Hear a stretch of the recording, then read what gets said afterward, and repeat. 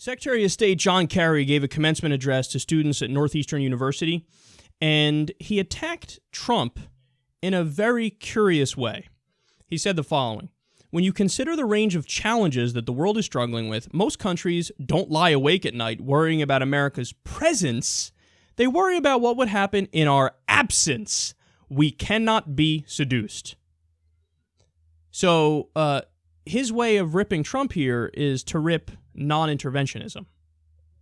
I mean, that's a really silly way of doing it because Trump, half the time, is totally interventionist. I mean, we've covered the stories where he says he wants to get more involved in the Middle East and he wants to kill civilians on purpose in the Middle East. He wants to do terrorism in the Middle East. You would think that if you want to attack him, you attack those things because those things are absolutely crazy. But no, what John Kerry does is he takes the half of the shit that Trump says that makes sense when half the time he says we should be less involved around the world and we should rebuild our infrastructure and let Putin and other people fight ISIS. He takes the stuff that makes sense and he goes, isn't that the stuff that's stupid? No, that's the smart stuff. When he says that stuff, everybody should cheer him on because he's right when he says that stuff. But see, that shows you, look at the framing from John Kerry. John Kerry used to be anti-war, used to be an activist and a protester. Now he's gone straight down that slippery slope, and now he's fully interventionist. I mean, look at this, man. He was arguing all along to get involved from Syria from the very beginning. It would have been a disaster then. It would be a disaster now.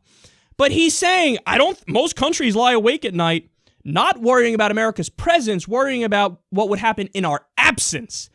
No. See, that is just factually incorrect. In Iraq, what are they worried about? They're worried about our presence. In Afghanistan, what are they worried about? Our presence. Pakistan, Yemen, Somalia. You go down the list. They're worried about our presence. And on top of that, there was a Gallup poll done.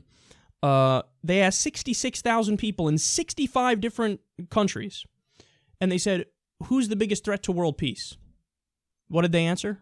The United States. A plurality picked the United States. We were number one, the biggest threat to world peace.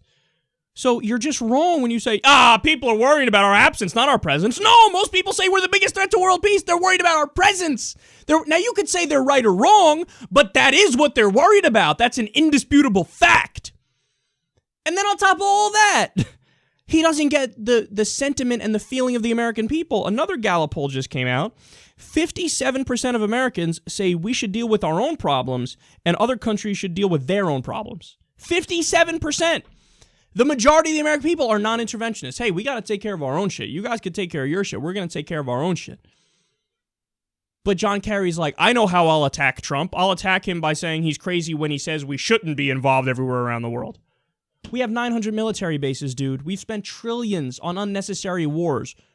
Why do you think it's smart to argue that?